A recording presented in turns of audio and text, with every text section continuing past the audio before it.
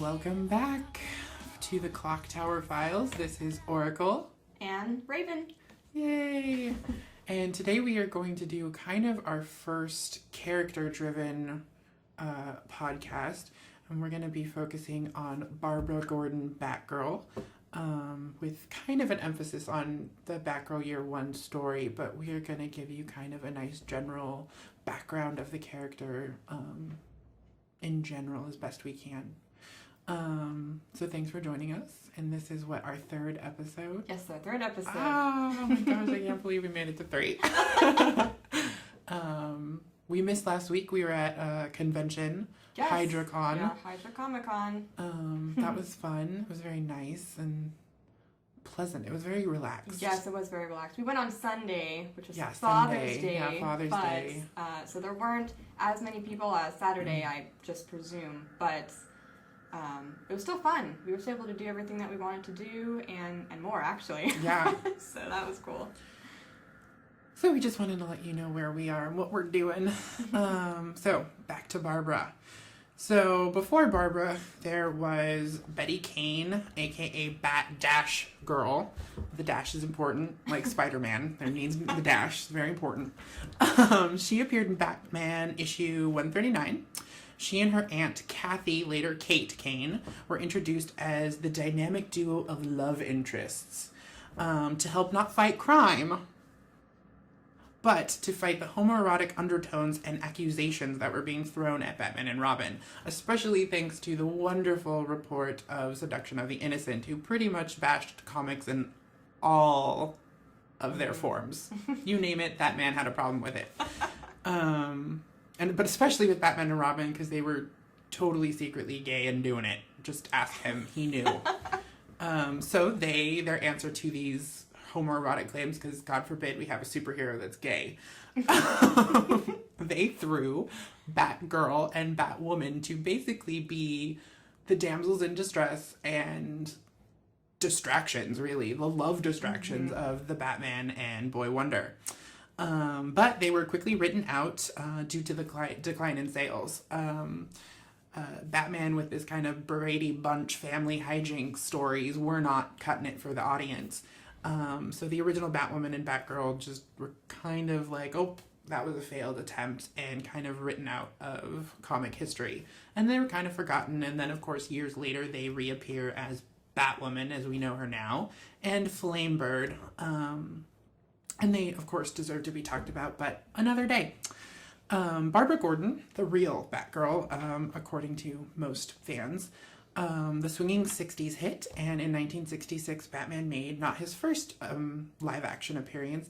There was a serial in 1943, but this is probably the first iconic and generational gapping appearance that really opened the door for pretty much all comic and all superhero live action appearances from then on.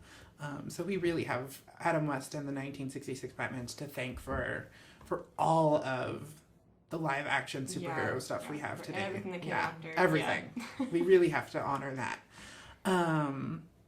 So Catwoman was a huge hit on the show, and the producers were like, we need more of this. They were in desperate need to get their hands on a 3rd season, and they went to DC Comics. The executive producer of the Batman show was William Dozer. He approached DC Comics to create a new female character to not only draw in new viewers, but draw in female viewers. And so he went to Julie Schwartz and Carmine Infantino, who is also the creator of not only The Black Canary, but Poison Ivy and The Flash. So we have Carmine too to thank for a lot of really iconic characters. So they went to them in kind of desperate need. We need a new season, and we need a new show, and we need a new female character. What do you have for us? So in kind of the cover of the night, DC, Julie and Carmine were kind of like, okay, we're gonna come up with some characters for the TV show. So he came up actually with Poison Ivy, Batgirl, and a character I believe was named Gray Fox, which I don't actually know anything about, but I haven't purposely looked into her. But the producers saw the design concepts for Barbara Gordon BATGIRL, and they were like, sold, we want her. And kind of the rest is history. She got into the TV show. The ABC loved it. That renewed their 3rd season. And she was such a popular character, she almost received a spin-off show that was dedicated to her, which we will be talking about. And you can actually catch that. It's called a pilot, but really it's an 8-minute teaser. Yeah. I wouldn't call it a pilot. An 8-minute kind of teaser reel for what you would get out of a Batgirl TV show. And we will discuss about that. But you can find that online if you're really curious. So then, not only did they create Barbara for the TV show, they also wanted to go hand in hand to kind of create a dual promotion campaign, basically, where you can get more viewers in your comics and more viewers on the show. So they introduced Barbara Gordon in the comics. Barbara made her first appearance in Detective Comics number 359. And we will also discuss that. She was on her way to a costume ball as Batgirl, which is a common theme in her appearances. And another common theme of her first introductions usually is the fight between her and Killer Moth. And even in I think it was 1967, where the first comic appearance was, she was already very different than every other female character. She was very independent even then. She was drastically different than the Batgirl and Batwoman before her. She wasn't there to fall in love with Batman. She wasn't there to fall in love with Robin. She wasn't even there to hang out with them. She was there to, of course, originally go to a costume ball, but she saw a problem and took it upon herself to solve it. It had nothing to do with Batman at all, really. It wasn't until later that she truly got indoctrinated into, the Bat family. But in all base concept, Barbara Gordon is her own character and her own creation, and someone who stands on her own 2 feet with or without a bat symbol. So, Raven, I feel like I've been just talking you out.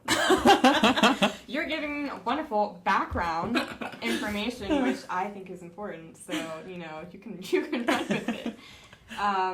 But let's go ahead and go back to the Batgirl, quote-unquote, unaired pilot. Yes, nice.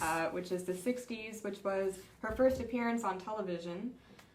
Yes, like you said, it was less than 10 minutes. So, if you guys really want to watch it, you don't need a lot of time. Yeah. So, this was her first introduction, and, basically the rundown of her was, she went to college and she's just said to be Jim Gordon's daughter. And because this is so campy, I love how Killer Moth and his gang just have those little antennas and they're just, sitting in the library. You're in the Gotham Library, and that is the beauty of the 66 Batman series. That no one bats an eye that there's a gang of Mothmen in the library looking at, but no one is worried at all. Yeah, everyone's just going about their own business, nothing's going on. Not a care in the world. Gotham was very accepting in the 1960s. You could dress any way you wanted, and no one would give you a hassle for it. Who knew they were so progressive? I just like how in Dick and Bruce, they went over to the little book section and just I think that's them behind us. I was boys. Yes, I know. Bruce and Dick realize there's a gang of Mothmen in the library finally. And yes, they hide behind the bookshelf and talk amongst themselves about how, I think that's Killer Moth and his gang. And it's this is why we need Batgirl. Yeah. Oh my gosh! So just right off the bat, I was like, I want to enjoy this little shindig that they got going on here. Also interesting, again, not really having to do with Barbara herself, but just within the library, that they didn't close until 9 p.m., which is I don't know if that's common these days. I don't know, and I'm curious what a large city would be like, because we live kind of in the suburbs, so. We close at 6, lame. But So, I know, which is lame. I wish the Yeah. library was open till 9. We could get so much more done. But yeah, so I don't know if that's usual or just convenient plotting for the show. yeah, because they don't come out until after dark, you know. Yeah. So I'm like, is that why they? That is a very good point, point, and I didn't even think about that. Yeah. One thing I really liked was that even in the show too, they were trying to set up like the other woman that worked in the library. Yes. She was trying to hint at Barbara, you know, like, oh, aren't those men attractive? Yeah. Yes. And Barbara kind of was like not having it, you know. She was just kind of like, yeah, but again, there was no like that was not her driving force, and even that I was like. They took the time to have this line where they're pointing out that Bruce and Dick are attractive and available. And even then, Barbara's like, I have other things on my mind. Yeah. And I was like, nice. Again, 66. And we're still like, no, Barbara is a very driven woman who's not going to get distracted by, you know, frivolous, attractive billionaires. And I was like, that's kind of cool. I know, she was just sort of like, they are bachelors. Yeah, you know, exactly. They are available. And she was almost like, in not so many words, like, well, Agnes, you can go hit on them yourself. Yes, yeah, and I was like, this is so cool. So yeah, Bruce and Dick realize that Killer Moth is in the library with his gang in their little antenna hats. And then what happens? And then, so the boys leave, of course, and then there's this other millionaire. Yes, there's another billionaire there there that they want to kidnap for Yeah. ransom, I believe. Yeah. And they don't kidnap Bruce and Dick because they're too good of friends with Batman. Yeah, right. It's so funny that they knew. They're like, oh, these guys are untouchable, Yeah, but off limits. this guy over here, he's by himself. Like, I know, I thought that was also very funny that they're like, oh no, we can't touch Bruce Wayne. He's friends with Batman. It's like, oh my gosh, again, 60s, so funny. Yes, Just like, who cares about secret identities? Like, everyone's gonna know Batman's BFFs with Bruce. Like, it's just funny little things that would never happen now. I know, Just right? Never. Right? But I love it. so after our boys leave, Yes. and Then the Moth Gang tries to kidnap Yes. the other billionaire. yeah, Which I feel which bad I like can't remember knocks his out name. like so fast. Like they come up behind him and knock him out. One karate chop and he's like gone. he doesn't make a sound or anything, and Nope. Barbara's, putting away books on a shelf or like looking at something. I'm like, girl, you're looking at that for a really long time. I'm like, what's going on here? And so they come up behind her and snatch her up, and of course she's like, oh my gosh, Yes. oh gosh. And then they lock her, or I don't even know if they lock her, they just kind of throw her into... Yeah, it sort of makes it seem like they're locking her in the room, but I don't know if they actually 'Cause can lock her in the room. I don't know if she locked herself. She did. Okay, so she did. They just kind of threw her into the back room. Yes, they threw her in the back room, Yes. and it is referenced like they locked her in, but I don't know how. Yeah. Because it's not, we didn't see them actually lock it, and we didn't see them, like, put a chair against the door. But it is referenced, like, in the voiceover, Okay. like, she's locked in, and then she locks herself in. That's why I was And like... then the voiceover says, like, who's locking in who. Yeah. And I'm like, that, again, really good point to underscore, but we should probably show that she's actually being locked in, too. Yeah. I think it just would have been nice, because I was like, they threw her in there, and now she's like, well, I'm not worried anymore. Yeah. Like, whatever, like, I'm going to lock you guys out so you guys can't see. And I just, and I know it's the 60s Batman, but I like how everyone always has, like, secret, Yes. secret Everyone has a compartments to secret everything. closet, or, like, in the actual show, the actual series, the 66 series of Batman, I think she has, like, an elevator or something. Oh, does she? Yeah, like, Okay. she's more than just a secret closet. Like, it's, like, a whole elaborate Well, like, and I knew setup. this was, like, a pilot, Yeah. so it's not like they would be like, and you know what else we should do? But I know, just they- love that yeah. she gets even more, like, space for her bat stuff And I'm in like, the show. How does she do that in the library? I'm like, who came and constructed that for you? And I'm like, how I did always this wonder happen? about stuff like that. Always. Yeah, I don't know. I always wonder about that for all the, like, everything. All the, like, spy shows, all the comic movies, all the comic books. I always wonder, who built all these secret things? Because they would be literally the most powerful person on Earth because they have all their secret identities. Yeah. And then I'm like, well, what did they do with them afterwards? You know, like, I know Batman's thing is not to kill, but... There must be, like, an Edna mode of architecture. Oh, maybe. Yeah. They just come around and build... It's like a superhero build team that, that come. Yeah, because I always wonder about that. But I do love her secret closet. No, not to diss it, but I was just like, how funny. I'm like, how do I get one of those in my house? Like, this is my house, not even a library. I'm like, how do I get one in my house? Yeah, that would be nice.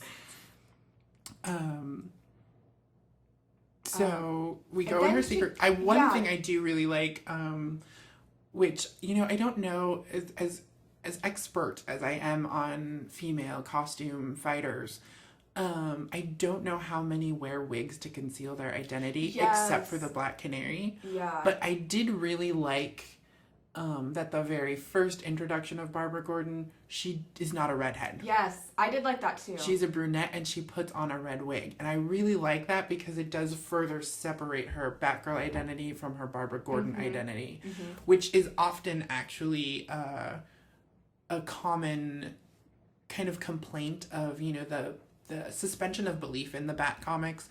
Everyone kind of argues, like, how do you not know Barbara Gordon is Batgirl? She has the flowing red hair, and she has the flowing red hair out of the costume. And it's referenced even in Batgirl Year One, which we'll, you know, get into later, that it's actually a big clue that's referenced multiple times that, red hair, and multiple issues. So I really liked that the TV show went out of their way to separate Batgirl is a different identity than Barbara Gordon, where the comics kind of fail on that. And I see the impracticality of having to throw on a wig all the time, but it's just another, you know, like, level to I'm keeping my identity as secret as possible. So if they are going to look for me, they're going to be looking for a redhead. Yeah. And haha, I'm just the cute brunette librarian. And it's just like, yeah, that's so clever, and another thing that no one else was really doing except for Black Canary at the time that I'm aware of. I can't think of any other female superheroes that were literally changing their hair. Yeah, I don't think so either. Everyone else just threw on a mask and ran out into the street, and only Canary and Batgirl were like, we're gonna make sure our identities are truly separate people. Well, even, and I know we'll get more into this in the Batgirl Year One, but, you know, like, hair follicles and all that good stuff. You know, like, it's also good to have a wig. Exactly. So that you're not using DNA evidence, people. DNA evidence. Everywhere. Yeah. So yeah, I really like the wig idea just because it is one more thing to make you under the radar and off the grid to be tracked down. And I just think it's a nice touch. Again, I see the impracticality of it, but I love it. It's such a smart idea. So Batgirl transforms into Batgirl. She puts on her suit. I love how her skirt becomes the cape. Yeah. I love that. Like, I was like, yes, because that's, to me, is very practical. You know, instead of sitting there being like, oh, hang on, my costume's at home. Yeah. You know, like, she has, you know, I don't know if she in this one necessarily, but, you know, like, most of the time she has, you know, like, underneath her normal, you know, everyday wear like everybody else now. But yeah, her skirt becomes cape, and she's like, I'm halfway done already. Super, I love the idea, and I love it in the show, and I love it even in some of the early books, even especially her first appearance. It's really evident, and they go out of their way to show that her outfit becomes the Batgirl costume. Yeah. The only problem I have with that is I hope she has made like 85 outfits that transform into the Batgirl costume. Just because then she has to wear the same outfit every day, like, or she has to plan ahead, like, okay, today I'm gonna fight crime, so I'm gonna wear the Batgirl. Well, don't you know? Everyone wears this, like, you know, Doug Funny. He just has the same. Yeah. But yeah, in TV shows and even the comics, they actually do a pretty good job of spicing up characters' wardrobes, even in the 60s. And it's just like, I wish someone had thought a little further, because that's great that her skirt and jacket and hat become her whole costume. But yeah, she's going to have to wear that every day. Yeah. So I'm just assuming Barbara's smart enough that she made like 20 skirts and 20 hats that all transform into Batgirl costumes. So her theme just happens to be purple and gold. Like, you know, that's true. That's true too. That's what she's known for. That's true. So yeah, I like the practicality of that, and again, yeah, I mean, I know she probably can't wear it every single day. Maybe she takes the weekends off, who knows? Maybe. But during work hours. It is really smart though, because yeah, then you have it all the time, and you don't have to worry about lugging it in a bag or going to a secret closet and changing. Yeah. You know, like it's halfway there, right there. It is a good idea. And then the other thing is too, I mean, I know that they created Batgirl specifically in the 60s to try and get more audience to come back. But they said created after her idol Batman. Like, and that's not in the 60s. There was also, and I know they were with the first comic appearance as well. It was very much like after her idol Batman, you know, and I was just like, no. Yeah. Yeah, they did make a big stink about it being her idol, and yeah, both the TV show first appearance or unaired pilot and yeah, the first comic appearance. And I have some notes here, and I talk about it later in Batgirl Year One, how much I liked that they made it a point for Barbara to say that Batman wasn't her inspiration. Yeah, that's what I like too. And I see why they did it in the 60s and to just a different time in general. Because, well, at that time, I'm sure everybody's idol was Batman. Exactly. So, you know, like, that totally makes sense why, but I was... Exactly. Now, and two, I'm like, oh, like, anybody who, you're completely right. Yeah. Everyone's idol was Batman. Yeah. And anyone who dared put on a cape, of course Batman would be the inspiration, you know? Why would you not, you know, be inspired by him? I get it. But yeah, in modern age, I love that they went out of their way to make her say that Batman is not my true inspiration. And we will get into that later, because I definitely noted stuff about that, because it really hit a nerve for me that I was like, this is another really smart decision. So Batgirl's in the library. Yep. She changes into her costume with her skirt and hat and all that jazz in her secret closet. She jumps through the window, which also is kind of badass. Like, even Batman and Robin had to appear in a puff of smoke. Batgirl was like, nope, I'm crushing through the window. I did like that. I liked that too. Very, very just, like, practical. It wasn't over the top again, because, you know, Batman, like, we have these secret gadgets and this unlocking door smoke bomb thing they brought. But yeah, Batgirl was like, I'm just gonna smash this window and start kicking bad guys in the face. And I was like, so just straightforward. Yeah. Thank you, Batgirl. And she did. She just started kicking butt. And then, well, the dynamic duo ends up showing up too, because they kind of already know that Killer Moth and his gang are in the library. But then they end up getting moth-tied or cocooned. The cocoon moth gun. Yes. And of course, you know, Batgirl has to come save the day, and she's like, boys, watch how it's done. And that was another thing that I really liked about, again, because Barbara was such a woman ahead of her time. She really was. And so she was already such a strong female character, and even with them going out of their way to make her a follower of Batman, they still made her so, and I don't know if it was on purpose, but it seems almost unintentional that they accidentally made her so strong. They made her super independent. They made her super, you know, competent. And I don't know how much that was on purpose and how much was just serendipity.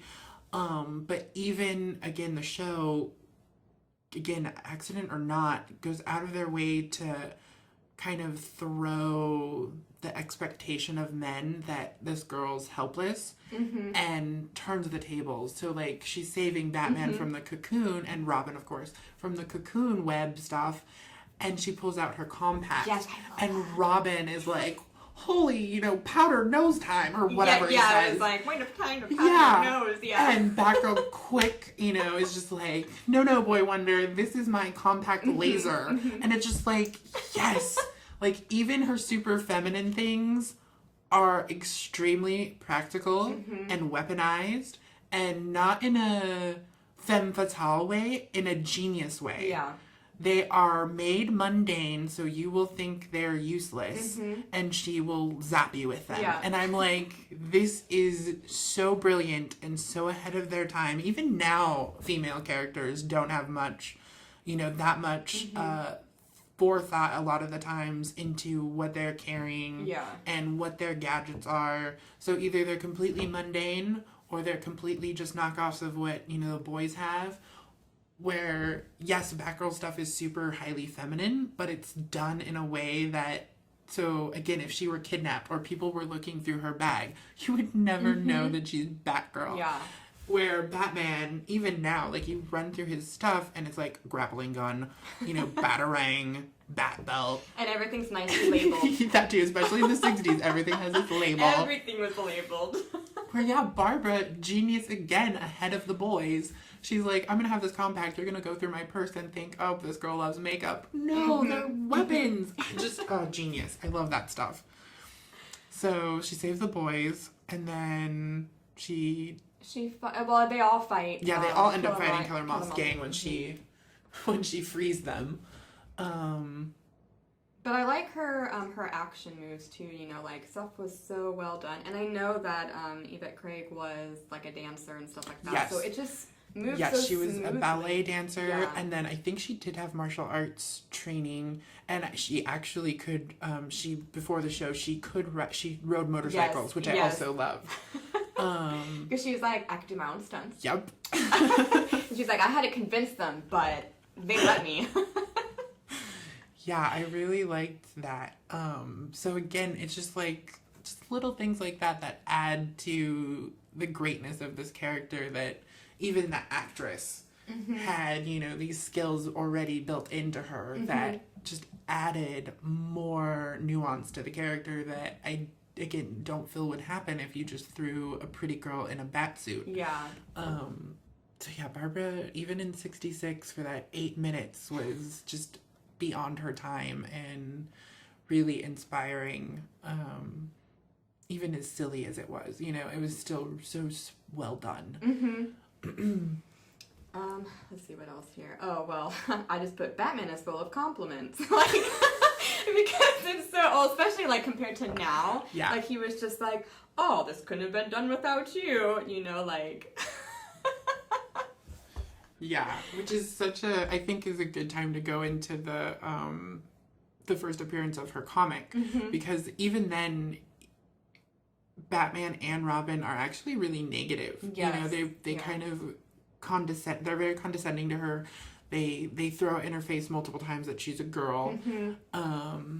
And at the end, they of course start complimenting her because she actually had to save them and stopped Killer Moth in the first appearance of her book appearance.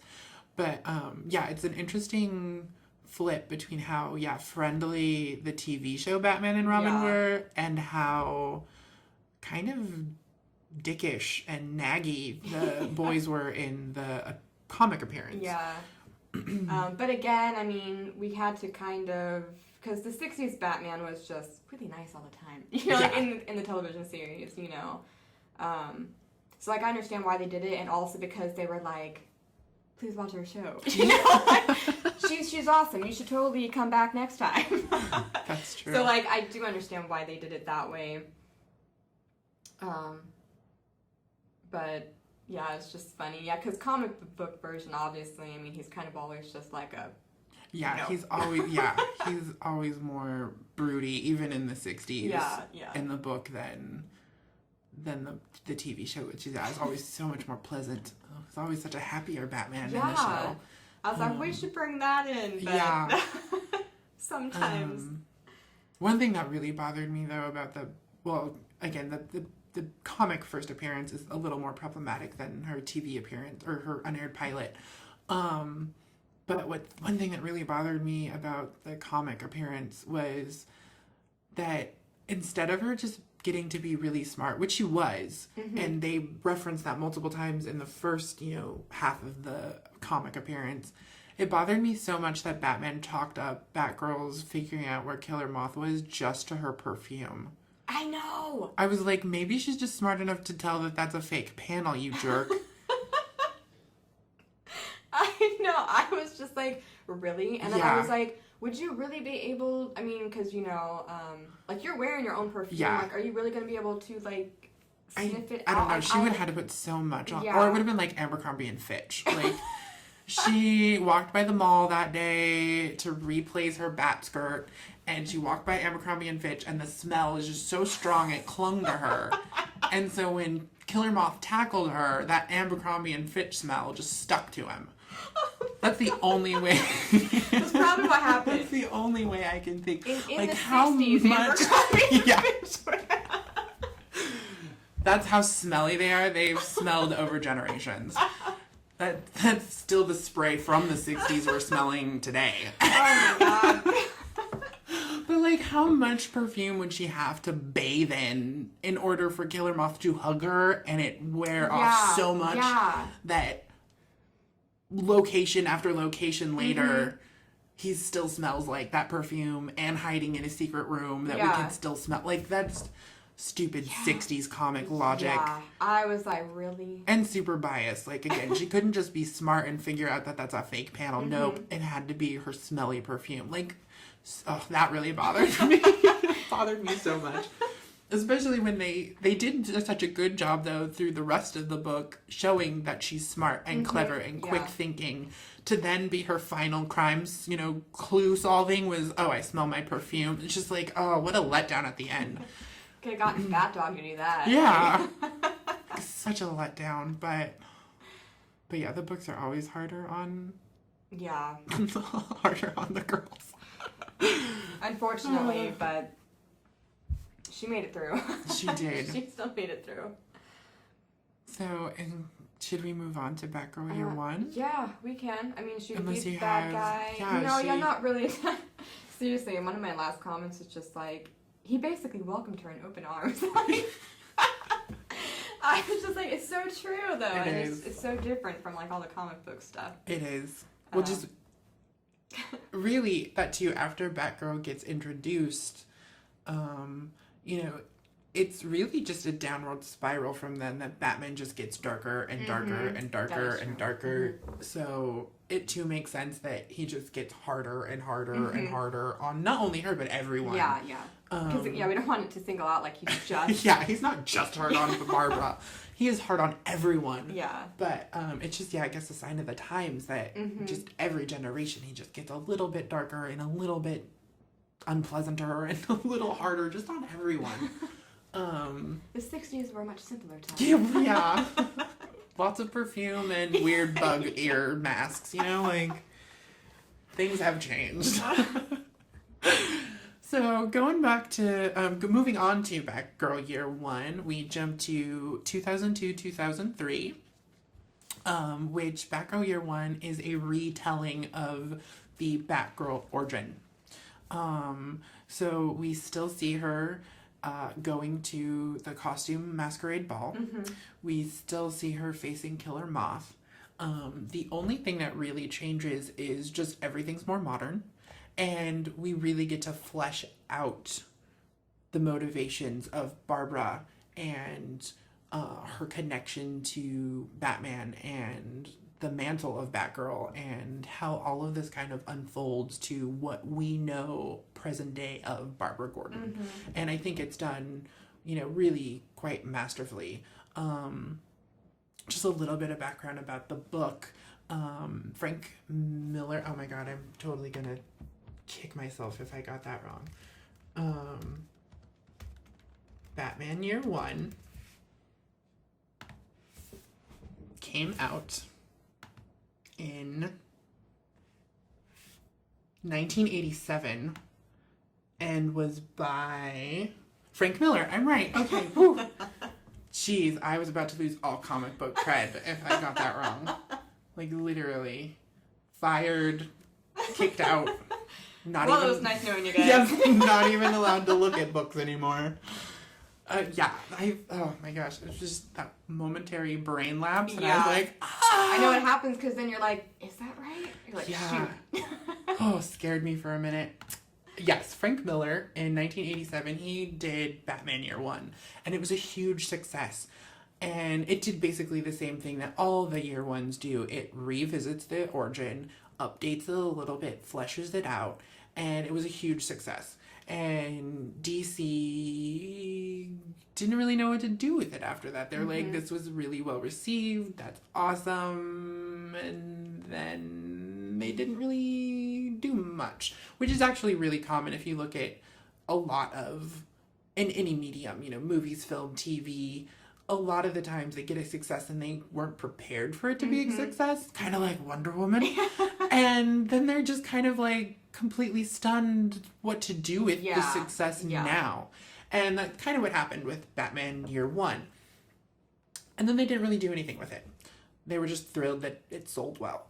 So then comes Chuck Dixon and Scott Beatty, and they were like, this book did really, really well. Why aren't we doing something with the, you know, brilliance of Year One? So they pitched the idea of doing other characters Year Ones.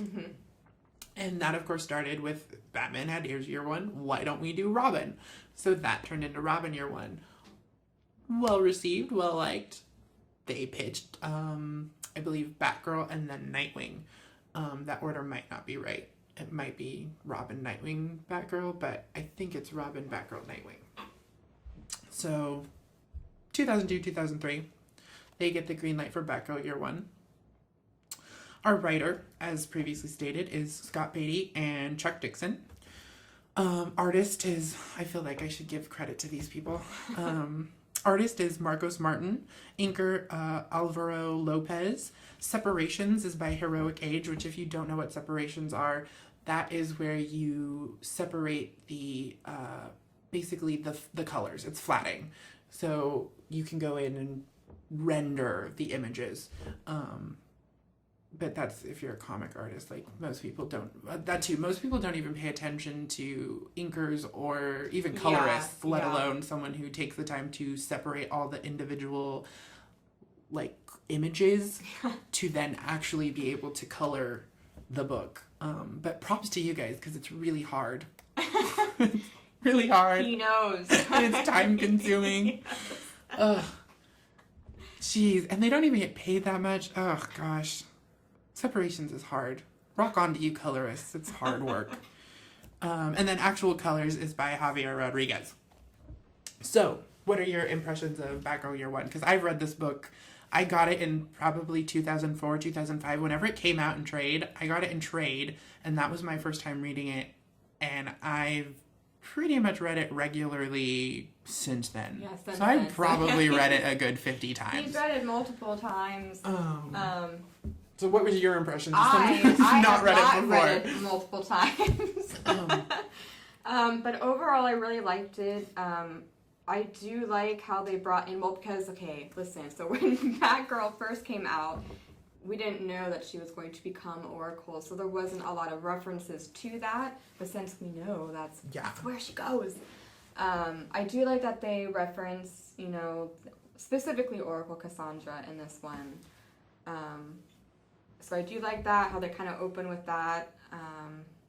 Yeah, I really like that because it's just a really nice nod to Barbara being an intellectual. Yes. She is someone not who only has not only a college degree, but a doctorate. She is the head of the library. So she is well versed in history and knowledge in general.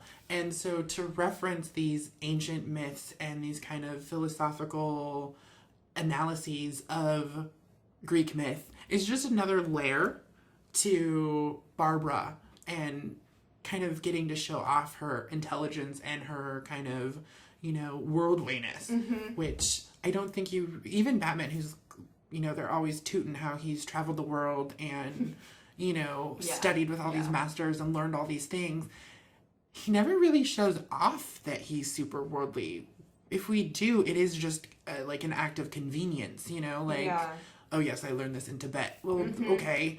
But when it's, again, funny, but when Barbara gets to do it, and not even just in this book, but in other appearances, it's kind of more just within the conversation, you know, it's more natural. It's not out of convenience, you know, and I'm sure it happens occasionally where conveniently she knows something and she learned it, whatever.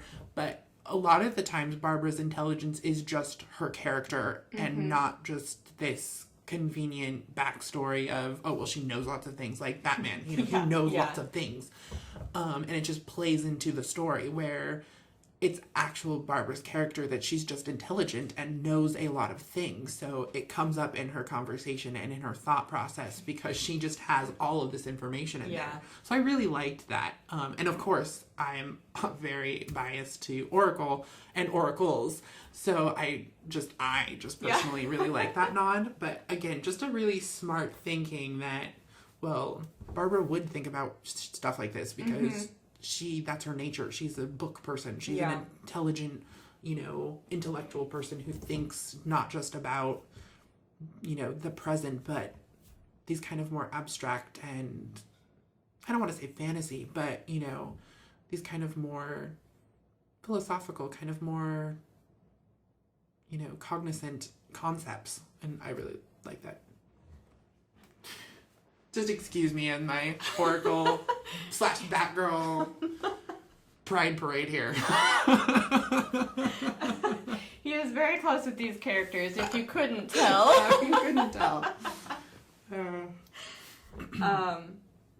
So, first I started doing it chapter by chapter. So there's, well, in the trade, there's only one of the trade, but I got them separately. So I have, you know, like, issues. Yeah, so initially I started doing like chapter 1, chapter 2 and stuff like that. Then after a while, I didn't do that anymore. So, so chapter 1 initially was the masquerade. And I don't think this was ever mentioned previously. I could be wrong, so please correct me if I am wrong. But she put herself through college, which I also thought was pretty awesome. You know, she didn't rely on, you know, like her dad. Yeah, I don't know, honestly, if it was ever mentioned before. And there's just so much you know, there's so many years that it could even I can't keep track of all of that. But I did really like that too, that they, again, just a really smart grounding that Barbara's not a billionaire. And Commissioner Gordon doesn't make a ton of money. These are normal people. These are normal, real people. Yeah, I also made notes about that later on in the story too. Yep. So I really did like that too, that no, I have student loans, I had grants, and I had to fill out the applications too. Yeah. It was just a nice connector to the real world. Yeah, to normal people. Yep, I really appreciated that. Not Batman. So she majored in computer science and data retrieval, and so she wanted to become a detective and a cop, but she was currently a librarian. And in this one in particular, she does take martial arts classes as well, which, you know, helps out with, because I think in one of the other ones, it was mentioned that she was like a gymnast. So yeah, in the very first appearance, I think it says she's a gymnast. Okay. It also does mention, even in 1967, the first comic book appearance, it does say, like, I think she might be a brown belt in judo at the time. Oh, yes, I did, because I did make notes of that, yeah. But yeah, it was nice, again, just nice to see her train. Yeah, instead of just being told. Yeah. You kind of got to see it a little bit. And that was another thing I liked too about her very first appearance. It's a really poorly done, because she's just like football tackling a hanging punching bag. But even then, she has like the basement of the library turned into like her training gym. Yeah. And I'm like, that's so cool. I was like, seriously, how do I work in a library where I can do all this stuff? I know. What do I have to do to get all these secret rooms? Like, I will do it. Just tell me. So at the masquerade, we learn that she's at the masquerade, and we're jumping through time. So we get to see her home life, and we get to see her outside life of the library and being Batgirl. So we learn that she does take martial arts, and what else? Well, she does, because she can't become a detective. Yeah, she can't become a detective. Because she's not tall enough to ride this ride. Which I totally can identify with. Never have I been told that I could never do something because of my height, but that would be one of them. That would happen. So I identified with her in that moment, because she's just like, but I'm so good, you know, like I can do all this stuff, like let me show you. And they were like, nah. So then she decides to contact Black Canary from the Justice League. Yes. Because she's really kind of exhausted all other options. Yeah. She got herself through school. She's clearly super intelligent. She has her job and literally runs the Gotham Library. She wants to become a police detective, and her father kind of blocks her at that. Mm-hmm. She goes to the FBI and tries to become an FBI agent. They laugh her out of the office. What's a girl to do? You gotta go with what other female superheroes that are out there, and Black Canary really stood out to her. Yep. So. And she's at this point in time, because lovely comic continuity, they move around a lot. But in this continuity, in this history line, Barbara and Black Canary both are Gotham-born people. That is their hometown, where originally I don't think Canary was from Gotham. I think she was maybe Star City. I think so. So in this continuity, they're both girls from the Gotham block. So it makes sense that she would be drawn to someone in her own backyard. So she tries to make contact, and she tries to make a good impression too, because, she buys all this computer equipment, and she's just like, I'm gonna get into their system and, shut them down for a little bit so I could put in a note just to be like, look how cool I am, please contact me, I can work for you. And that ends up sort of backfiring because two boys end up showing up instead. Yeah. And they basically tell her, nah, girl, you don't want this. This isn't for you. Which is a common theme throughout this whole book, that boys just keep telling Barbara, no. Where did we hear that before? Yeah. All of these, no, you can't do that, no, you can't do this. Yep. So again, I really identify with that because I'm also told no a lot too, and I still do what I want at the end. So one of the scenes in there in particular that I really liked was, in quotes, getting her kicks out of books or something, and then as she's kicking a guy into she's the kicking Killer Moth into a bookcase. So I'm like, yes, I just love the play on words with that one there. And let's see here, what else do I have? Oh yeah, what credentials do you have to wear capes, masks, and costumes? She brings up a very good point of basically they're all flippin' vigilantes for the most part. I mean, yes, society does accept the Justice League. Now, I'm sure it wasn't like that initially, but she's just like, well, how come they can do it and I can't? It was very, I feel her so much with that stuff.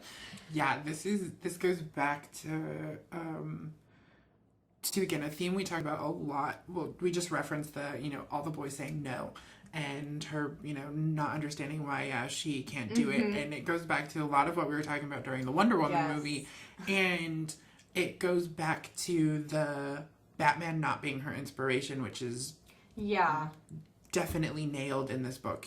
There's no question.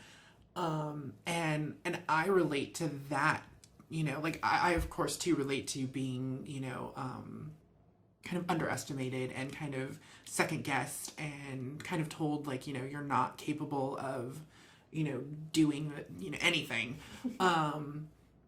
Which that was actually, side note, I had read this book so many times and so familiar with it that I kind of forgot some of the things that spoke to me so much, and then to go back and read it currently and being like, oh my gosh, I definitely see why I connect to this character so much. But to go back to Batman not being her inspiration, it doesn't make sense, and knowing where Batman is in this time period, we're looking at pre-90s. I mean, post-90s, current modern age, we're looking at, right after, the events of, not Killing Joke happened in 88.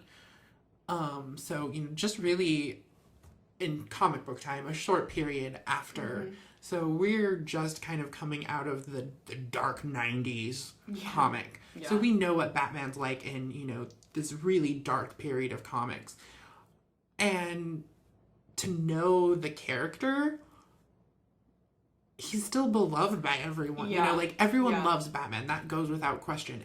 Everyone thinks Batman's cool. Everyone thinks Batman is respectable. Even when he's super questionable, he's still well-loved and well-respected. And that's true. I love Batman. I think he's super awesome. He's very good at what he does. And he is a role model in some respects. But I would not base myself off Batman either. No. I would not, you know, like, I don't look up to Batman, yet I do honor and respect what Batman does. Yeah. And I think that, too, is such a brilliant twist on Batgirl since her very first appearance. They've been trying to make her this person who idolizes Batman, and this so brilliantly goes, no, that's not exactly the case. We may respect Batman, we may like what he does or honor the fact that he does good things, but he is not a person to emulate. He is a complicated and honestly disturbed person. And that too goes to Barbara's character, that she's so well put together, or so seemingly well put together, and well adjusted compared to the rest of the Bat family. So she comes out looking like the sane one no matter what, and the put together one no matter what, just because she has a few more, you know, cards stacked than the rest of the gang, because they're so much more screwed up. And I think it's such a smart thing to notice and reference without bashing on Batman, which I'm not doing. You know, I don't, it's just true. You look at him and the poor man is off kilter. Yeah. You know, he's damaged. And that's really what's been driving Batman, not only as a character, but for writers. You know, Batman being damaged is what the vehicle they drive. Yeah.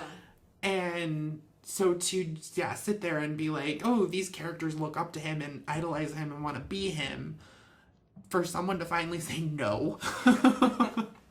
We can respect Batman and not want to be him, and not excuse his problematic behavior at the same time, is like a breath of fresh air. Because you don't really see, every other character is too almost afraid to say anything to Batman. Yeah. You know, Dick kind of gets enough courage to do it, but not really until he's Nightwing.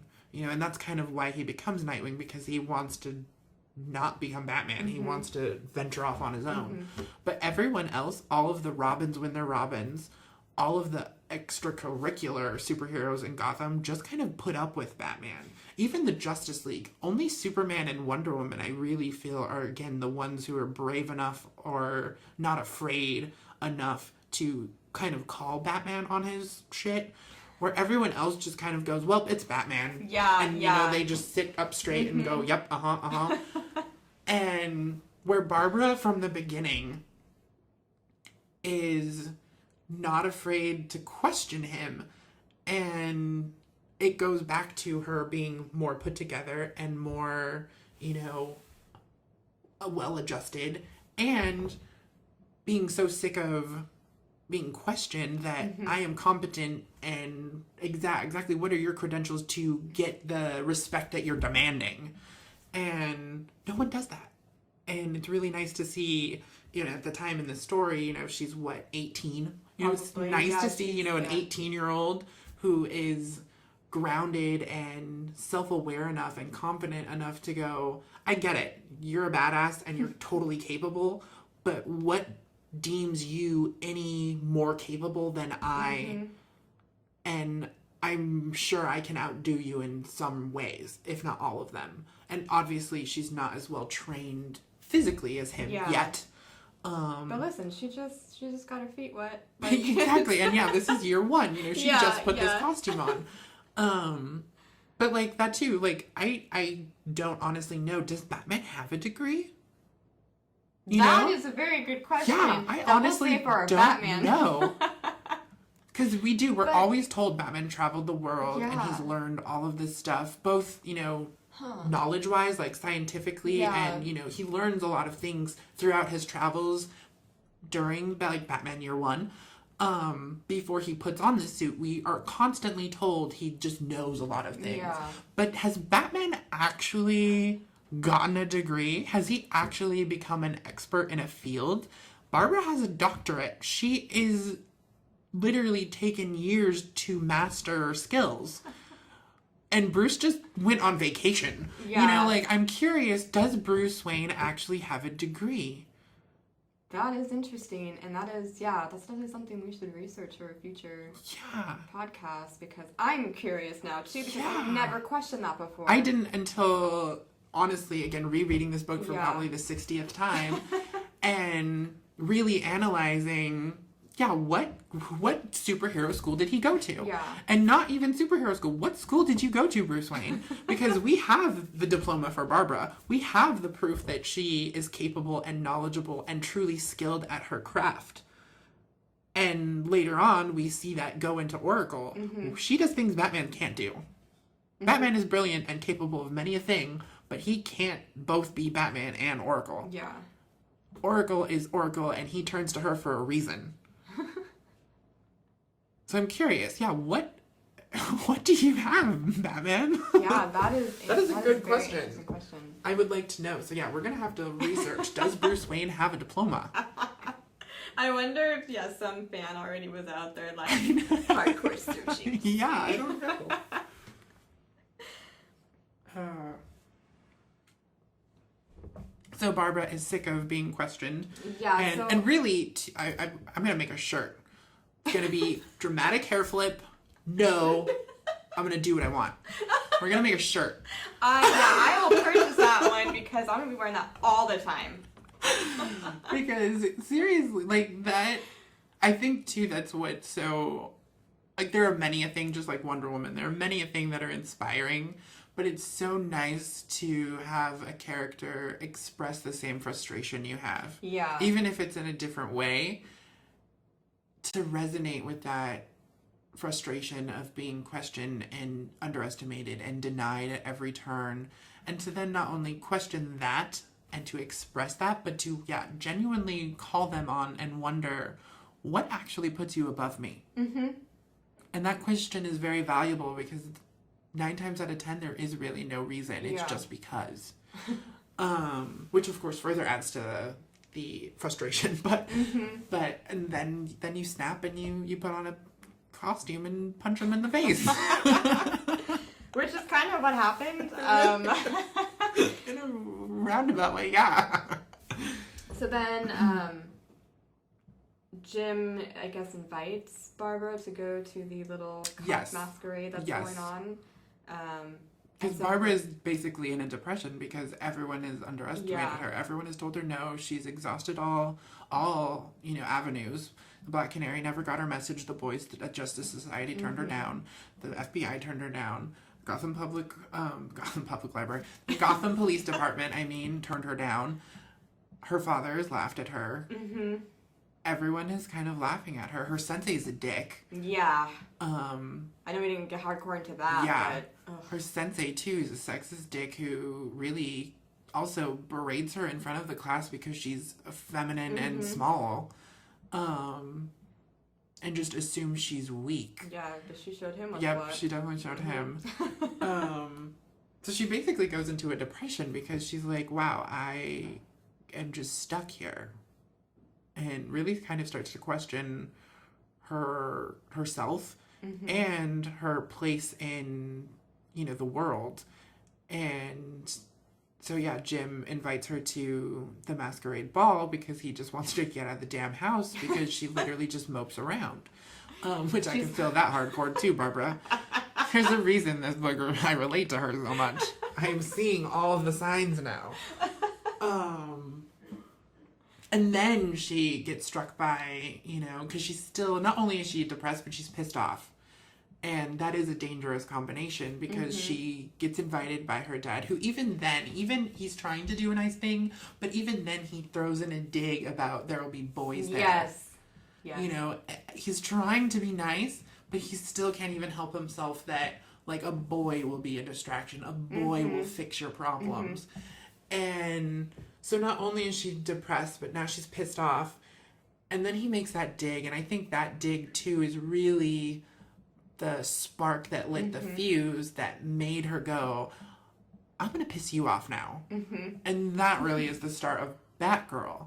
You know, she decides right then in that second that I'm going to go make a bat costume because that's your dirty little secret, and I'm going to throw it in your face. You want to throw everything in my face. Well, now the tables are turned. Mm-hmm. And really, that is the stitch that starts the sewing of Batgirl. That really is the thread right there. So she doesn't let him see her costume either. She's it's a surprise. Top secret. You'll find out when I get there. It's a surprise. So in the original Batgirl comic, her first appearance, she doesn't actually even make it to the ball, I don't think. No, she doesn't make it to the ball at all. This one, she does make it to the ball. And of course, Killer Moth and his gang are still after Bruce, who's in costume, but not Batman. No. And so, did they also kidnap Jim too? They knock him out. Okay, they just knock him out. They don't kidnap him yet. They kidnap him later in the series. When we team up with Black Canary, that's when they kidnap him. But at the ball, they just want to rob everyone, and then Jim is the only capable cop, and he stands up to them. They knock him out. Then they kind of turn their sights on Bruce, sort of, and then Barbara intervenes and tells him to get out, and so he runs, and then she starts Batgirling it up. Yeah. And then he goes to the car and is like, Alfred! Alfred, there's a girl here with a bat costume! What the heck's going on here? What is happening? Oh my gosh. So she runs off to try and capture Killer Moth. Yes. Yes, after a lengthy battle with Killer Moth. Yeah. Which that was another thing I really liked, that she references that Batman would have ended the fight a long time ago, but he wouldn't be having fun. Yes. And that's so true, too. Like, Bruce is so... That's the other thing that annoys me about Bruce. He's totally having fun, but he would never admit it. He would, to his dying breath, deny that any of this is enjoyable. It is all serious. And it is serious. Crime fighting is serious, which actually, that's funny. That reminds me of an Oracle line from the Birds of Prey TV show. There's like, Huntress is talking to Oracle, and she's, like, complaining about the cop that she's kind of teaming up with. And she's like, why does everything have to be so serious? And Oracle's like, crime fighting is not serious. And then she's like, well, it is. Like, you know, but it's not. And it's true. Like, it's super serious. It's very serious. It's life and death serious. But who are we all kidding? It's totally fun. Yeah, there's still an element of fun in there somewhere. Yeah. You can't... And that, too, that goes to another level of self-awareness, like, and honesty. You have to be honest enough with yourself to be able to say, yeah, this is super serious, but we're also having a blast. Like, it's just two sides of the same coin. And it's when you favor one over the other that, again, everything starts to get out of whack. Like, you either turn into Batman or you turn into, you know, one of the 80,000 characters that just get blown up and die because you're either not paying attention or you're paying attention too much. And you have to find that balance. And again, Barbara really is that brilliant and whole balance of, I'm doing this because I love it and it's fun, and I'm doing this because it's something serious that needs to be done. So yes, after a lengthy battle that she admits that Batman would have ended this ages ago because he wouldn't be having fun, she's having a blast with or without her 2-inch heels. And then, yes, Killer Moth is finally getting super fed up that this girl is completely ruining his whole night. So he jumps out the window, and then Barbara pursues him. And that's sort of when she got her official name of Batgirl. That is where she gets her official name. She was just like, oh, I'm not Batgirl. And she was like, oh, now I'm stuck. Yep. As a girl. I am Forever. Batgirl. Yep. Just might as well tattoo it to my forehead. You know, she's like, oh, that's not how I want to be known as. Yeah. You know, but... yeah, she would have liked Batwoman better. But that name, secretly already taken. Yeah, secretly already taken. Sorry, Barbara. Which fun little, this is totally off topic, fun little tidbit. The Batwoman we know now, the red and black costume, that was originally designed for Barbara. Alex Ross is the designer of that costume, and he, again, pitched, I don't remember how long ago, but he pitched an idea that Oracle would be ended, Barbara would heal somehow, and she would, I think it was a Lazarus pit. She would be dumped in a Lazarus pit, and because, as we all know, the madness takes you over and you become this darker character when you get in a Lazarus pit. So she would adopt a costume that was darker. So it was the pitch black and red to show her kind of darker, edgier self. And DC kind of was like, nah. And it got thrown in a drawer and kind of forgotten about. And then sometime later, they were like, oh, let's reintroduce Batwoman. And then we're like, we have the costume right here. And so they took that costume and gave it to Kate Kane, who's now Kate Kane. Kathy, who is now Kate Kane. And now the Batwoman we know.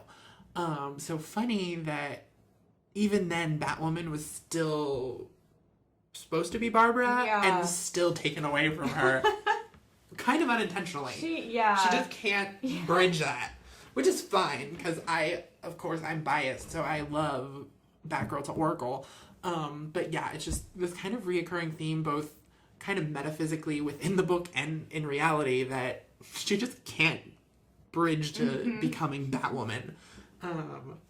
It's just constantly right at her fingertips and taken away. So yeah, fun tidbit. Poor Barbara. Yeah. So then, she starts, fighting, and then Batman and Robin end up showing up, and basically he's just like, you can't burn that symbol. Yep. And she's like, why the hell not? Mm-hmm. Killer Moth ends up getting away. Yep, meanwhile. gets away. And then I can't remember if her costume was ruined or if she had to try and differentiate herself from the original one she wore at the party. I can't remember because I read both of these guys, so I'm mixing up the stories now. Well, her heel was broken. Yeah. That's really the only reference that we get that her costume needs to be changed. Because she does upgrade. We do see her upgrade her costume with more protective stuff and more weapons, and she gets an actual utility belt instead of her just fashionable yellow belt. Yeah. And then she ditches the heels for more practical footwear. She didn't think she was going to be fighting crime when she was going we were going to a ball. We were not planning originally to, run across rooftops. This was all just to get at our dad. Yeah. So that's what, when, and that too, I think it just goes to the fact where she does go from, this is no longer a joke, I am now actually going to be doing this. And that's really when she transitions to which we don't visually see much more than the belt and the boots. Yeah. But it's referenced that she's upgraded her suit. But I know she mentioned about that cost. Yes. And I said, girl, I feel you. Yeah. Yeah. Costume is cheap. No, not cheap. And I also appreciate that she has the yellow spray paint, which I can relate to. Yes. I've gold spray painted 100 Batgirl things. It's hysterical that I was like, wow. We just can't get away from the gold spray paint. Oh my gosh. But yeah. So there's no real reference that her suit is ruined in any way, but I think it really is just the decision of, am I just going to do this as a joke, or am I really going to do this? And she finally gets pushed over to, well, I got the name. Might as well. Yeah. Might as well keep going. Yeah.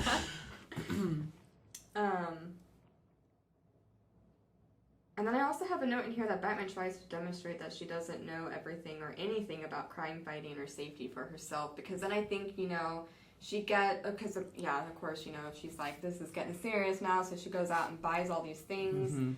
But I don't really know the proper term of it. It's like the grappling hooks that they use. Yeah, because she doesn't use a grappling hook at first. She just uses a rope, and I can't remember. They do reference it, and then she jumps off the Wayne Tower. Convenient, right? Let's just see what she does. Just Batman and Robin just watching. It's just so convenient. And I can't remember because she does kind of name that rope, and I can't remember it right now. And then of course, Batman and Robin have to save her because we learn that that wasn't it the would, right yeah, one. it would definitely injure herself if she finished off that jump with that rope. And then we start the real kind of test of Batgirl, really, because then Dick and Bruce just really start kind of messing with her. Yeah. Not only do they take her to the giant penny arcade in the Batcave where they shoot at her. which is fun. Yeah. But then we start seeing this long gameplay of good cop, bad cop, where Bruce pretends he wants nothing to do with her, and Dick just keeps feeding her, you know, bat toys. Which was like really nice. Initially when I read it, because I didn't realize that Batman was also secretly behind everything. So when it's just like, oh, don't worry, like, he'll come around. I was like, aw. Yeah. Well, you also know that he has like a little crush on her, we too. all know he has a crush, so that too. For just cutting Batman out of this equation, we know Robin would have done it anyway, because we all know how much he likes Barbara. Yeah. But one of the things that I laughed at was, I was right, Batman is rich and possibly a little crazy. I was like, yes, girl, you were right on the spot on that one. That's so true. Robin, quote unquote, ends up giving her equipment, batarangs, grappling hooks, smoke bombs, all of that stuff. And the bat cycle. Yes, and the bat cycle. Which, that girl breaks so much equipment. I know. She's a little rough on the toys. Oh my god. And then you sort of get to panel out with like the bad guy scene. But the thing that I liked was the little street. It wasn't really a street sign. I don't even know what you call those, but it was like a little flashing sign called My Alibi. Oh yes, I love just the that. neon sign. Yeah, the little neon sign. Yeah, for the bad guy bar. Yeah. I thought that was such a cute touch. And then the next thing you know, now we're working with Black Canary. Yeah. Like Barbara is now working with Black Canary.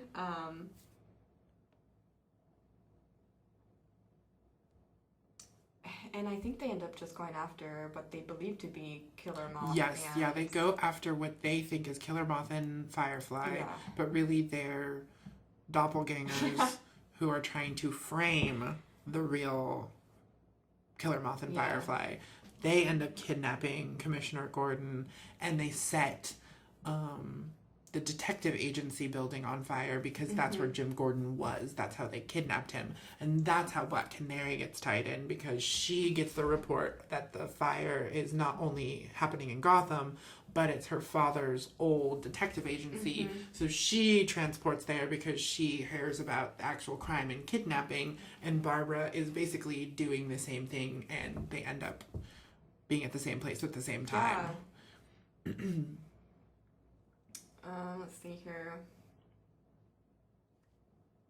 Yeah, so Canary's dad is dead. In case nobody knows anything about anything. Larry Lance is dead. There's no word of her mother at all. Yeah, but her mom's still alive. You still kind of know that her mom's still alive somewhere. But no reference of her mom, but her father is dead. Oh, actually there is, like a vague reference of her mom. I think that, like, the original Dinah was okay with him, with the detective who then dies, okay with buying the agency, and he kept the name. Because I would put Mother is alive, and then I put down, Canary owns a flower shop, which I think is pretty standard for her character in Star City, which reference to. I really think that she wasn't born in Gotham, but I could be wrong. Like, I swear. Yeah, it's because it keeps changing. It keeps changing, so it's really hard to keep track of where she's born and where she lives, and really hard because they keep changing. And then even Black Canary, if they don't change where she's born, she just moves like all the time. You know, she's in Gotham, she's in Star City, she's in Seattle, she's kind of all over the place. She's up at the satellite. She's all over the place. So it's really hard to just keep track of her in general, but then on top of them constantly rewriting the history, it's really hard to figure out and keep track. Even just, I don't know where we're born today. So it happens. But yeah, then we learn after, you know, like, oh, Robin has a crush on her and stuff like that, that Batman is a secret supplier, but he, like, wants to help her out until she wises up and quits. So he thinks that that's what's gonna happen here. So yeah, they're in pursuit of who they believe to be the actual fake bad guys. Yes, Killer Moth and Firefly. And then we end up at the mob boss's house. Yeah, we do. And then and then the real bad guys are behind. Have been following everyone this whole time. Which I don't know, for some reason, like, I secretly thought that it was Batman and Robin. Yes, I think they did that on purpose, because I remember thinking the same thing, and I think it might have been on purpose that they wanted you to be unsure of who was following who. Yeah. And then I think it's just, revealed that, oh no, it's really the bad guys this whole time, that they've actually been following them. And I just love the little nod to Black Canary and Oracle, that Black Canary is like, oh my god, this is like the worst team up ever. Yes. Let's not make this a regular thing. And Batgirl's like, sold. Like, don't you worry. I know, I was like, I did. Yeah, such a cute reference to the future. How did you like Black Canary's characterization in this? Did you think it very standard of her? Did you see anything that was maybe not things that you maybe think you don't associate with her character or personality? Overall, it was very much still standard Canary. The Black I agree. Canary. I loved her little scene with Ollie. Yeah. I was like, this is definitely like this is for real. Yeah. The only thing, and it makes total sense for where we are in the story, and it's perfect.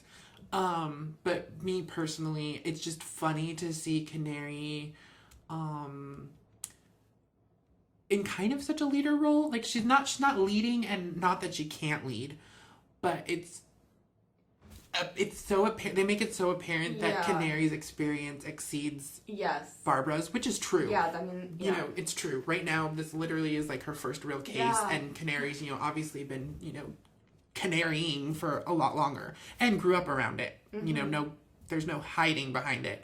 Where Barbara, has been growing up with not only cops but vigilantism, but that's not supposed to be talked about. Where Canary, it's no question that we've been growing up with superheroes from day one.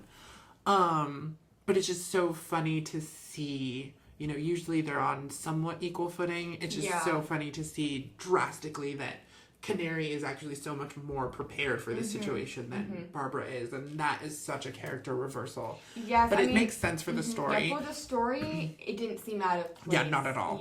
But it's just so funny to look at it and be like, oh, Canary, Barbara's not prepared, and Canary is, and that's especially since Canary is usually the one running into things head first. Yeah, and Barbara's the one who's like, let's make a plan and then we'll do it. And Canary's usually the one busting through a door. And this is literally complete opposite. Yeah, Barbara is bursting through doors and Canary's like, whoa, hold on. I do see where you're coming from, but at the same time, it's like, my dad's in there. This is my dad. That too. She's also highly emotional. Yeah, it's very close to home, then it would be like in a normal case scenario where, like Canary just wants to go in there all the time and just, like beat up people.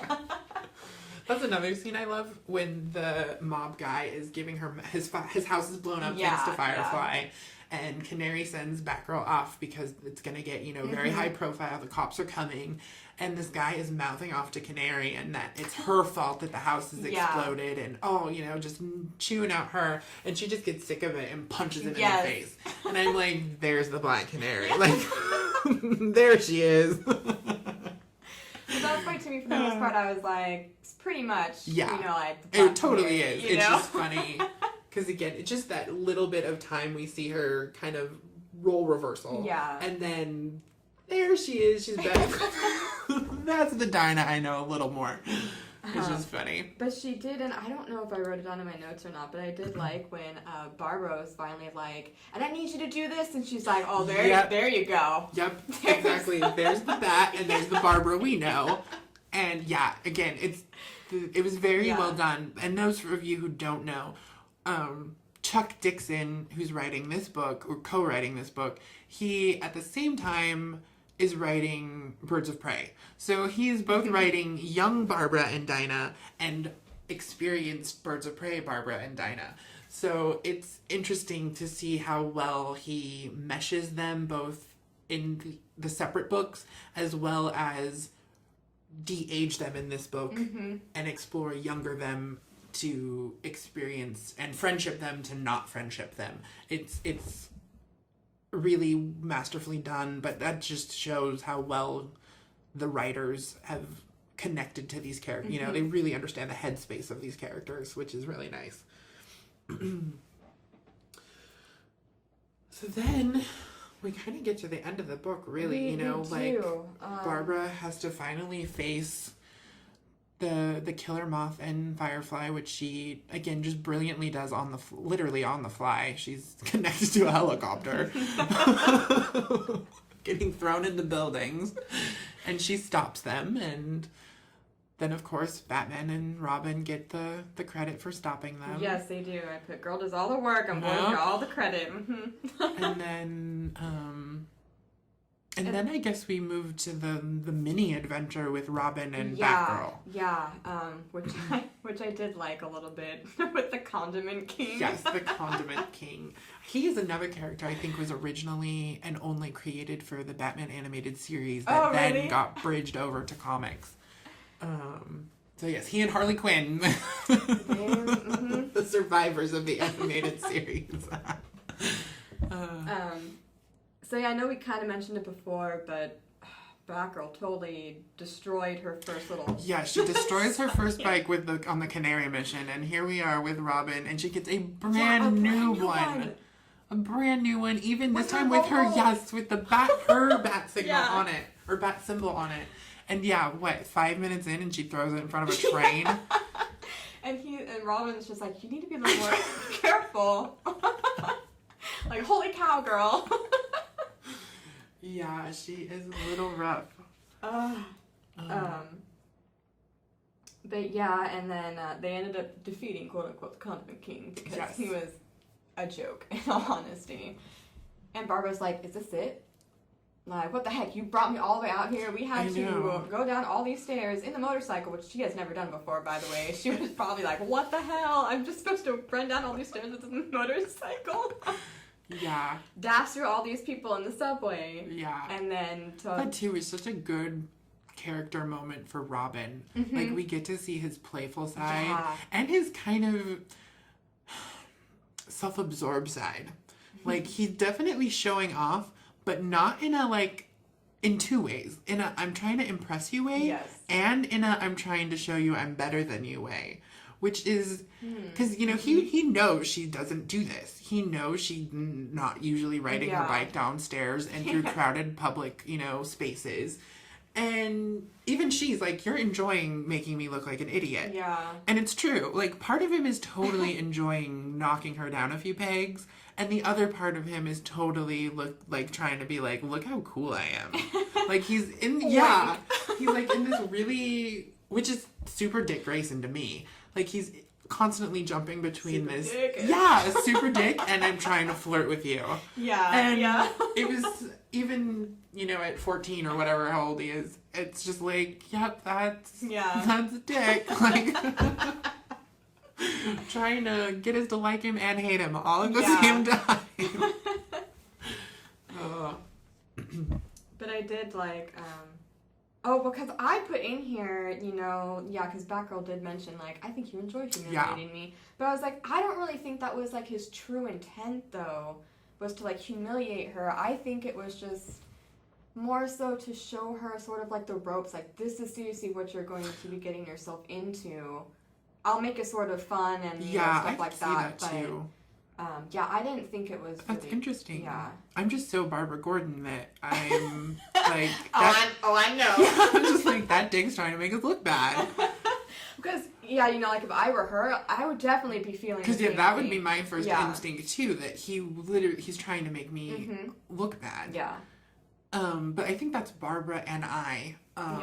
That's our that's our personality. That the minute you're trying to take us out of our area of familiar, I can't say it right now. Familiarity. Thank you. Jeez. The minute you try to do that, I think we kind of start questioning ourselves a little bit. And too, we are already with someone we have to kind of be... Yeah, impressive too. Exactly. Yeah, we have to be on our A game.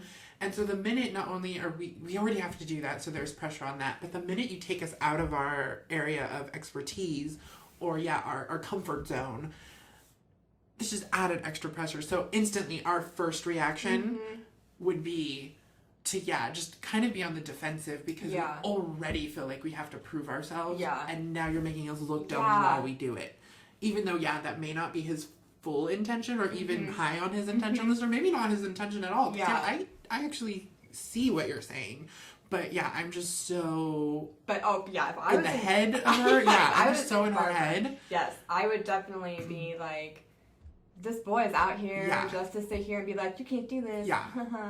Like, I totally get where she's coming from. But from an outsider perspective... I never would have thought of that because, I'm just so in her head. And even, well, again, I am super biased and super associated with Barbara. And so we think a lot alike, I think. Yeah. And so, I know that would be my first, my first impression. Because I've been in situations like that, where I feel like I have to impress these people or, at least be on my A game, if not impress them. And then they kind of like try to take me away from whatever we're doing. And I'm like, now not only do I have to be perfect, but now you're making me do things that I didn't prepare for. And, you're trying to make me look like an idiot, So that's my first initial thought. So it just instantly was so easy to follow that train of thought because that was my first. Yeah. I definitely I can see that looking back at it. But that's an interesting, I never really would have thought of that. But I never, put myself in Dig's mindset. So that is my goal. Just kidding, but like since I wasn't initially like in it, like I was not Barbara in that moment. I was like, well, I can see it from like multiple perspectives now. But I really don't think that's what his intent was. That's just how she took it because, she's on the chopping block of being led to the group or not, and she wants to be cool. Yeah. I really like that little kissing scene. Like, I was just like, I love the surprise kiss scene, and I love that scene on the train. The lights are out, and you just see their insignias. Yes. Yeah. And he wants to kiss her again so badly, and Barbara's so like, I don't know if this is a good idea. And there's no words. It's just a single panel, or two panels really, but a single motion of her moving her hand and like stopping him. Yeah. And it's so like, will they, won't they, will they, won't they? Yeah. And it's so clear that Barbara like wants to, but she's just like, not now. Yeah. And it's like so powerful for two little tiny two little frames, two little panels right there at the bottom of the page. Yeah. No dialogue, no nothing. And pretty much black. Yeah, just black. Just black with their symbols. And just like, wow, that is such a powerful moment. And you can feel the tension between them. It's so good. Like, amazing. A 2D page can do that to you, that you can feel the actual tension between the two characters. Just bravo to the creative team there. Just good job. So I did also put in Batgirl got a nice booty. There was one panel where I was like, wow, look at that butt.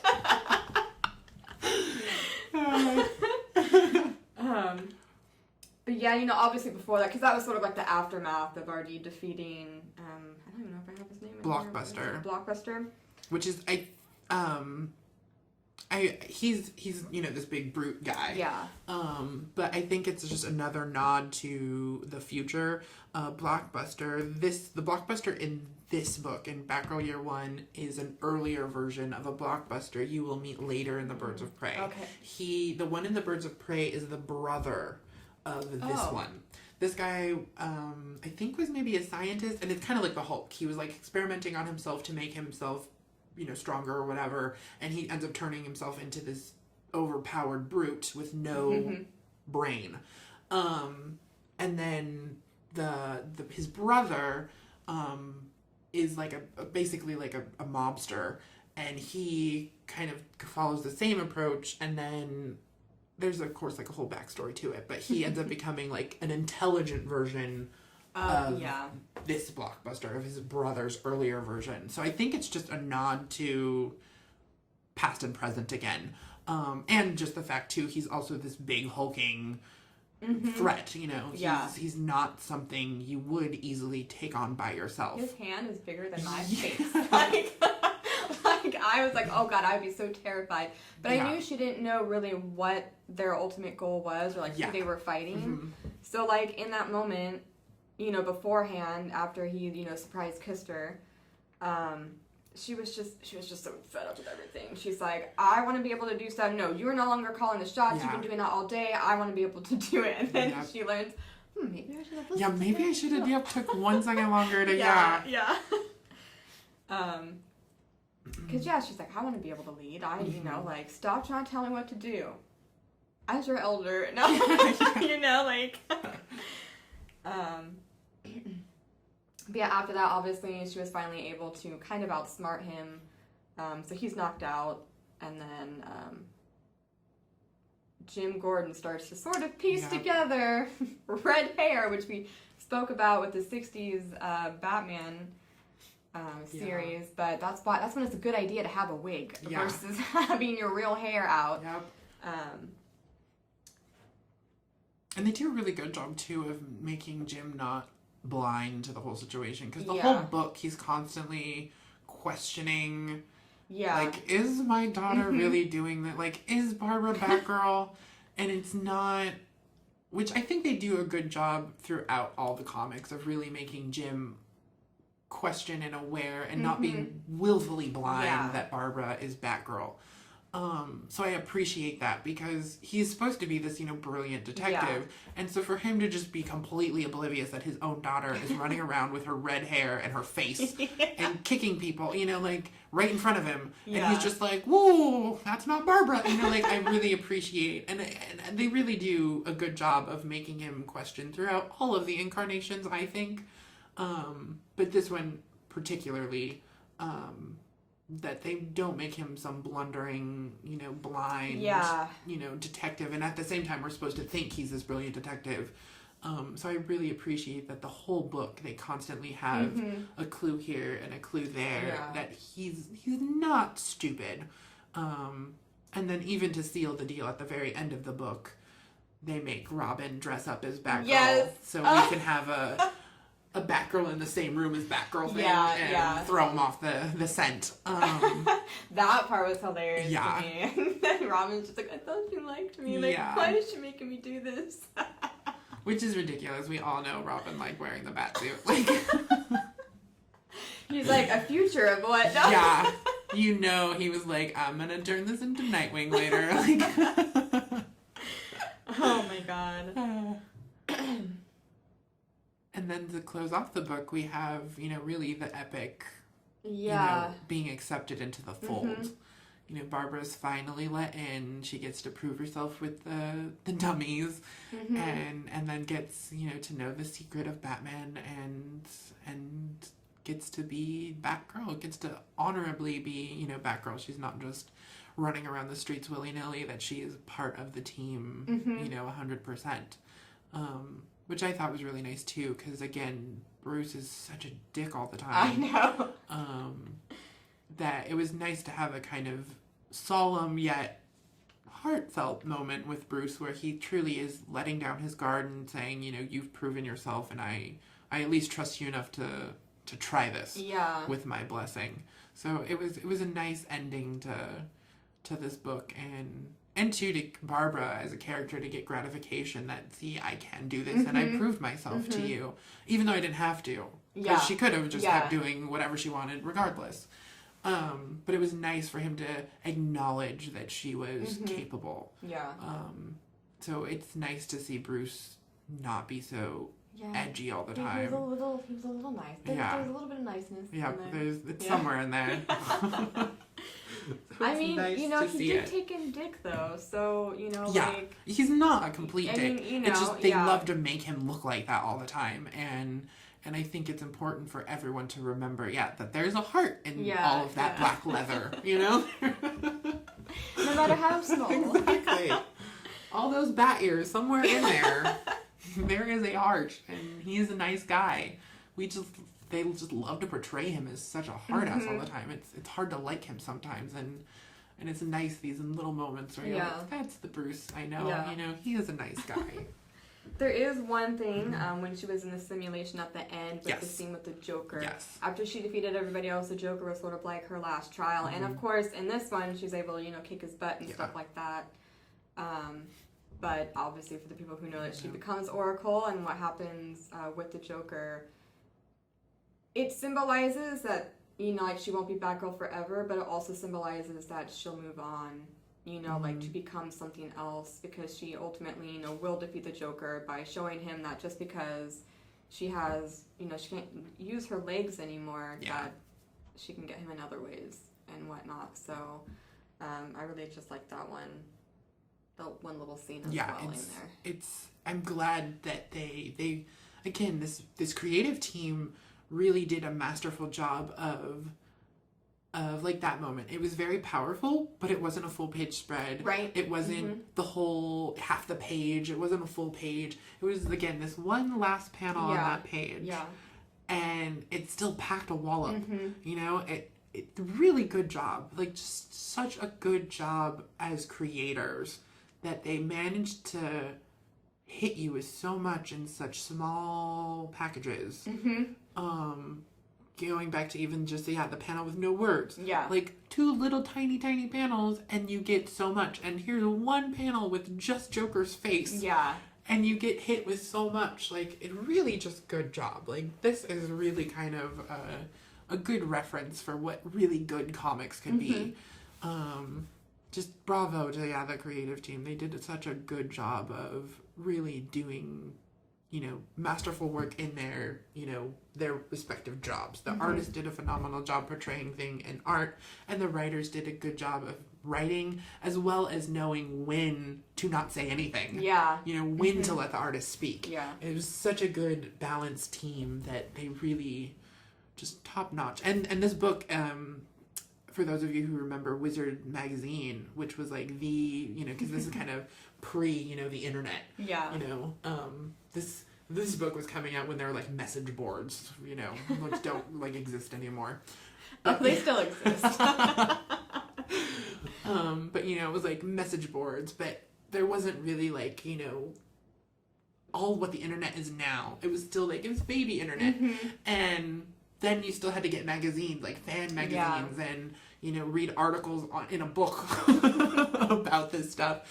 And Wizard magazine was like the comic magazine, and this book was voted by Wizard magazine, which was super impressive at the time, like one of the top books of the year. So it's no surprise that it was noticed that these books were really on top of their game. And to those of you who know or don't know maybe how comics usually work, number ones always sell. That's no secret. Everybody wants a number one. So like the first 3 issues of a book will dictate the future of a book usually. You can tell if a book will be successful by the first 3 depending on how they sell.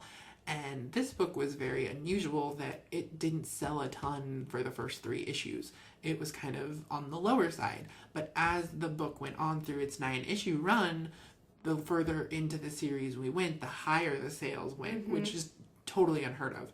It's usually the complete opposite. You start really high and then you just downhill from there. Yeah. And this book started really low and built up.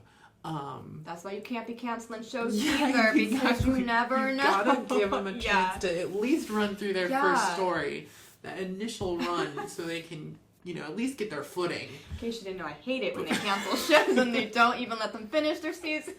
Yeah, before you chop them, at least let them finish. So, but yeah, it just, goes to show you that this book was just like Barbara, really kind of underestimated and really ended up kind of on top of their game by the end. So any final thoughts? Well, it was very interesting because I'd never seen the unaired pilot before. Yeah. Not that I was actively looking either, Yeah. so. But it was nice to see that Killer Moth was still sort of like her villain throughout Yes, I all really of them, appreciate that too, that they keep referencing the first appearance, through the first appearances. It's not just one and done and forgotten. Or like so many characters, they completely alter the first, every time they retell it, it's totally different. Except for Batman, it's always the same. But for everyone else, it's always like they're constantly like, oh, new idea, let's change everything. And it was nice to, that so many, alterations and so many visits to it, they still honor the original, which I always appreciate. Well, I mean, I think, Killer Moth, he's not, A-level bad guy Not either. at all. So, he's such a D-list. So it kind of helps, like, having that so Barbara can get her feet wet, in the whole thing instead of, like, right off the bat, like the Riddler Exactly. or, one of those more well-known ones, I guess. No name brand. Yeah. It's nice to start. Yeah, it makes sense. So, yes, I did like that in all of them because that was consistent for me. And also, a lot of her first appearances, obviously, her outfit also changed. Like, even from the unaired pilot to when she actually became one in the series. And then also the 2 comic versions where she still had to basically remake her whole outfit. So I like that as well. And I know we didn't talk about a lot of the first appearance in the comic version, but I did like, again, how she was so practical in all of her outfits. Her boots, she just had to, instead of having them cuffed, she just brought them up, like just slight differences, but you never know, those slight differences might make the world, different. So, stuff like that I really enjoyed. I don't really know if there was anything that I didn't really like. Again, for like her first appearances and all of these, I think it was pretty solid for the most part. And again, relatable for me. So that's why I really liked them. What are your final thoughts? It's really hard for me to put on final thoughts just because I love Barbara Gordon in general, and I love this book so much. And as I was saying, reading it again, I just kept seeing so many instances that it made so much sense to me why I like this character so much and why this character speaks to me and why I relate to her so much. And I think that's true about Barbara in general, though. Barbara is a relatable person because she is kind of no nonsense. And she is serious, but she's fun. She's constantly on both sides of the fence,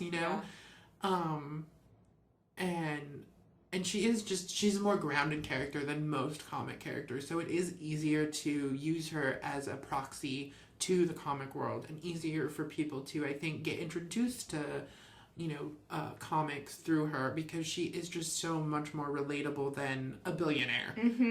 How well can you relate to a billionaire with parent issues and years of tragedy? And even Dick, how well can you relate to a circus performer who loses his family? Where Barbara doesn't have that. She is a normal girl who wants to do good, who is told no, who is completely kind of trashed on, and then finally just gets sick of it and decides, well, if you're all going to not let me do it, I'm just going to find another way to do it my way then. Since I can't even play by your rules, I'll just make them up. And that's a much more relatable feeling than, a lot of the characters. Even outside of Gotham, you look at Superman and Wonder Woman. They're so grand. They're so godly. It's hard to, even though you, of course, relate to them too, it's so easy to step in Batgirl's shoes than step into an alien or, a magic, bloodline or a billionaire's tragedy. It's so much easier to step into an everyday person's shoes who just wants to see the world be a better place. It's super relatable, so it's easy to understand why Batgirl has lasted this long and is such a well-beloved character by so many people. So Those are my kind of final thoughts. We're going to wrap up the show. Thanks for joining us here on Clock Tower Files. You can find us on iTunes, SoundCloud. I recently signed up. I was having difficulty signing up for Stitcher. I finally got around so I could turn in my application. So hopefully sometime in the near future we will officially be on Stitcher. And then I also just recently created a Twitter and a Tumblr for us. So I'm trying to get us out. So we are Clock Tower Files under all of those. You can find us, leave comments, write us an email. We're at clocktowerfiles@gmail.com. We'd love to hear from you if you want to hear us talk about a specific character or book. But yeah, please rate us, like us, follow us, reblog us, comment us, talk to us. We'd love to hear from you. Yeah, definitely give us suggestions because that will really help. Yeah. With our lineup. Otherwise, we're just going to do what we want to do. Exactly. I know. Then you're just going to hear what we say all the time and not anybody you want to hear. So definitely throw out some suggestions. We'd love to hear them. So I guess this is Oracle signing off. Bye, guys.